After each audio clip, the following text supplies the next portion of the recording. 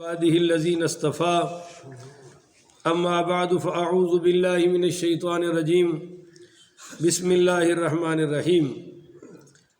معزز محترم محتشم سامعین حضرات، 4 جنوری بروز جمعرات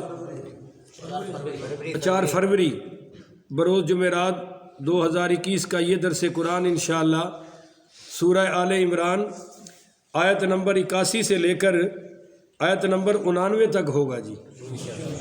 دعا کریں کہ رب کریم مجھے شرح صدر کے ساتھ حق سچ بیان کرنے کی توفیق عطا فرمائے، ہم سب کو عمل والی باتوں پر عمل پیرا ہونے کی توفیق عطا فرمائے۔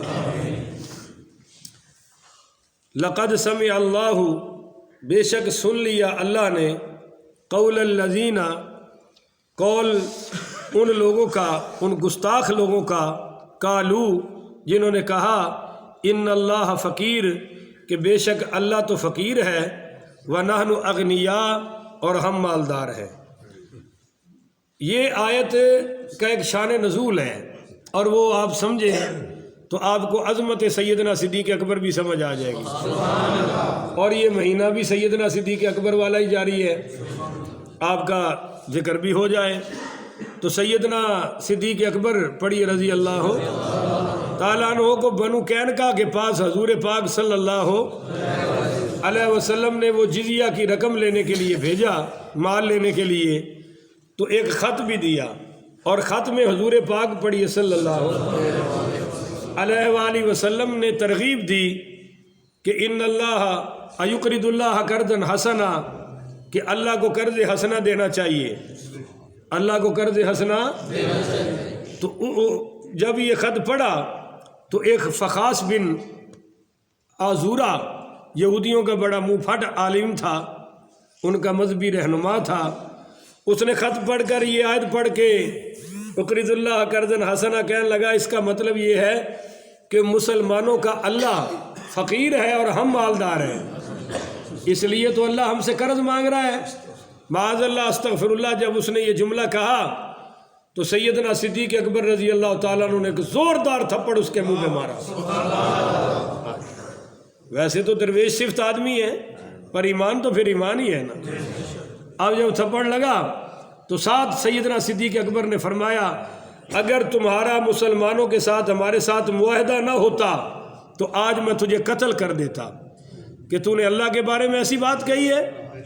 اب یہودیوں کا دوسرا طریقہ شروع ہو گیا جو آج تک چلا آ رہا ہے، وہ سارا وفد بن کے حضور پاک صلی اللہ علیہ وآلہ وسلم کی خدمت اقدس میں حاضر ہوئے اور کہنے لگے، جی ہمیں ابو بکر صدیق نے تھپڑ مارا ہے اور بالکل بے قصور مارا ہے۔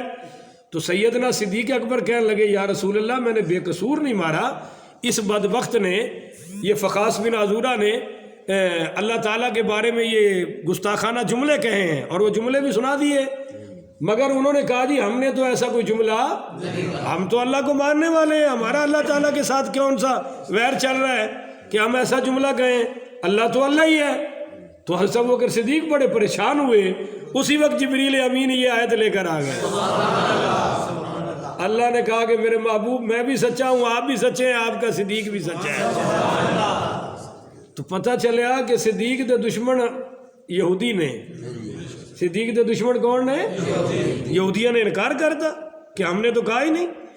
اللہ نے فرمایا، لقد سمع اللہ، تحقیق پکی بات ہے، سن لیا اللہ نے، قول الذین، قول ان گستاخ لوگوں کا، قالو جنہوں نے کہا، ان اللہ فقیر، کہ اللہ فقیر ہے، ونحن اغنیاء، اور ہم غنی ہیں، مالدار ہیں۔ اب یہ جملہ تو اللہ کے خلاف ہے، پھر بھی قرآن میں آیا تاکہ گستاخوں کی گستاخی کا پتہ چل جائے۔ بولیے، گستاخوں کی گستاخی کا پتہ، اور یہ بھی پتہ چل گیا کہ اللہ کے نام پر دیتے ہوئے چڑنا، اللہ کے نام پر دیتے ہوئے کڑنا، اللہ کے نام پر دیتے ہوئے تانا بازی کرنی، یہ مسلمانوں کی شان ہے، یہ ان کی شان ہے، ان کا طریقہ کار ہے جن کا رد ہو رہا ہے۔ سنکتب، ہم لکھ لیں گے، ما قالو، جو اس نے کہا ہے، وَقَتْلَهُمُ الْأَنْبِيَاءَ بِغَيْرِ حق، اور ہم یہ بھی لکھ لیں گے جو انہوں نے نبیوں کا بغیر حق قتل کیا ہے، جو نبیوں کو قتل کیا ہے بغیر حق۔ وَنَقُولُ، اور ہم ان سے کہیں گے کہ ذوق العذاب، چکھو عذاب الحریق، اب اس عذاب کا مزہ چکھو جس کا ہم نے تم سے وعدہ کیا تھا یا جو تمہارے عملوں کا نتیجہ ہے۔ ذالک بما قدمت ایدیکم، یہ عذاب بدلہ ہے بما قدمت ایدیکم، جو تم نے ہاتھوں کی کمائی آگے بھیجی ہے، جو ہاتھوں کی کمائی آگے یعنی جو اعمال آگے بھیجے ہیں۔ وَأَنَّ اللَّهَ، بے شک اللہ، لَيْسَ بِظَلَّامٍ لِّلْعَبِيدِ، بندوں پر ظلم نہیں کرتا۔ بولیے اللہ تو کسی پر ظلم نہیں کرتا۔ الذین، یہ وہ لوگ ہیں، قالو، جنہوں نے کہا کہ ان اللہ عہد الینا، کہ اللہ نے ہم سے وعدہ لے رکھا ہے، اللہ نؤمن لرسول، کہ ہم رسول پر ایمان نہیں لائیں گے۔ اللہ نے ہم سے وعدہ لے رکھا ہے کہ ہم کسی رسول پر ایمان نہیں لائیں گے۔ الٹا یہ کہا جب حضور نے دعوت دی کہ میں رسولوں میں سے رسول ہوں، نبیوں میں سے نبی ہوں، آؤ میرا کلمہ پڑھو، مسلمان ہو جاؤ، تو انہوں نے آگے سے یہ بات کہی کہ ان اللہ عہد الینا، اللہ نے ہم سے عہد لے رکھا ہے کہ اللہ نؤمن لرسول، کہ ہم کسی رسول پر ایمان نہ لائے، حتیٰ یاتینا بقربان، حتیٰ کہ وہ رسول جو کہتا ہے کہ میں رسول ہوں لائے ہمارے پاس ایک قربانی ذبح کر کے، لائے ہمارے پاس ہے تاکلہ النار، اور پھر آگ آسمان سے آئے اس قربانی کو کھا جائے، یہ معجزہ دکھائے تو پھر ہم نبی مانیں گے، پھر ہم رسول مانیں گے، وگرنہ ہم رسول اللہ نے ہم سے وعدہ لے رکھا ہے۔ پہلے تو اس کی شرعی حیثیت سمجھیے، اللہ نے کوئی ایسا وعدہ لیا، بولیے نا، ہاں بعض نبیوں کا معجزہ تھا بنی اسرائیل میں کہ وہ قربانی کرتے تھے اور پہاڑ پہ رکھ دیتے تھے، جس کی قربانی قبول ہوتی تھی آگ آتی تھی اور اس قربانی کا گوشت کھا جاتی تھی۔ مگر ہمارے نبی کریم صلی اللہ علیہ وآلہ وسلم کی رحمت کی برکت سے قربانی کا گوشت حضور کی امت کو نصیب ہو گیا۔ بولیے حضور کی امت کو نصیب ہے۔ ایک بات تو یہ ہے۔ دوسرا، اللہ نے کسی نبی کو ماننے کی یہ شرط نہیں رکھی کہ جس کی قربانی کو آگ کھائے اس کو نبی ماننا ہے اور باقیوں کو نبی، یہ رکھی نہیں تھی۔ انہوں نے یہ اپنے پاس اڑنتو گھڑنتو بنا لیا اور آگے رکھ دی بات کہ یہ کرو گے تو کریں گے۔ اور پھر تیسری بات یہ ہے کہ ان کی تورات میں بھی تھا کہ وہ نبی آگ والا معجزہ دکھائیں گے، مگر عیسیٰ علیہ السلام اور نبی آخر الزمان محمد الرسول اللہ صلی اللہ علیہ وآلہ وسلم جب تشریف لے آئے تو تم ان دونوں نبیوں سے یہ مطالبہ نہیں کرنا، ان کو تو بغیر کسی مطالبے کے کلمہ پڑھ کے مان لینا ہے۔ مگر انہوں نے حضور پاک پڑھی صلی اللہ علیہ وسلم سے شرط رکھی کہ آپ یہ قربانی کریں اور قربانی کو آگ آگے کھا جائے پھر مانیں گے، نہیں تو اللہ نے عہد لے رکھا ہے کہ ہم ایمان نہیں لائیں گے۔ اس کا جواب کل، میرے محبوب آپ ان سے فرمائیے کہ قد جاءکم رسل من قبلی، مجھ سے پہلے بھی تو تمہارے پاس رسول آ چکے ہیں، مجھ سے پہلے بھی تو تمہارے پاس رسول ہیں بالبینات، جو روشن دلیلیں لے کر آئے، اور بالذی قلتم فلم ما وبالذی قلتم، اور وہ معجزے بھی ساتھ لائے جو تم کہہ رہے ہو، وہ نشانیاں اور بھی لائے، بینات دلائل لے کر آئے، اور وبالذی قلتم، جو تم کہہ رہے ہو یہ معجزے بھی تو وہ نبی لے کر آئے۔ فلم قتلتموہم، پھر تم نے ان کو قتل کیوں کیا؟ پھر ان کو قتل کیوں کیا؟ ان کنتم صادقین، اگر تم سچے ہو تو قتلتموہم، ان کو قتل کیوں کیا؟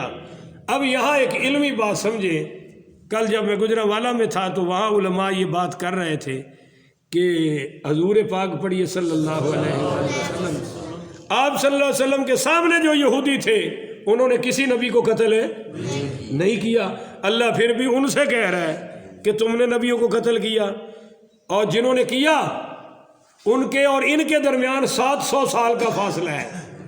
بولیے جی کتنا؟ یعنی یہ جو حضور والے یہودی ہیں یہ تو آئے ہیں 700 سال بعد، اور جنہوں نے قتل کیا وہ 700 پہلے کا واقعہ ہے۔ اللہ 700 سال پہلے کا واقعہ ان پر کیوں ڈال رہا ہے؟ یہ ایک سوال تھا۔ تو پھر اس سے اگلا ایک قاعدہ شروع ہوتا ہے کہ جب یہ دعویٰ کرتے تھے کہ ہم نبیوں کی اولادوں کی اولاد ہیں، ہم نبیوں کی اولادوں کے، تو یہ سلسلہ کہاں جوڑتے تھے؟ ان سے، تو اللہ کہہ رہا ہاں جی وہ 700 سال والوں سے، تو اللہ کہہ رہا ہے جب تم ان کی خوبیاں اپنے اوپر ڈالتے ہو تو پھر ان کی کمیوں کے ذمہ دار بھی تو بن کے دکھاؤ نا. نہیں سمجھے ہو؟ ابا جی فوت ہو جائے تو جیڑا کچھ ابے دا ہے پتر آکھے میرا، تے جتھے ابا نے دینا ہے وہ آکھے میں کو ٹھیکہ لے ہے.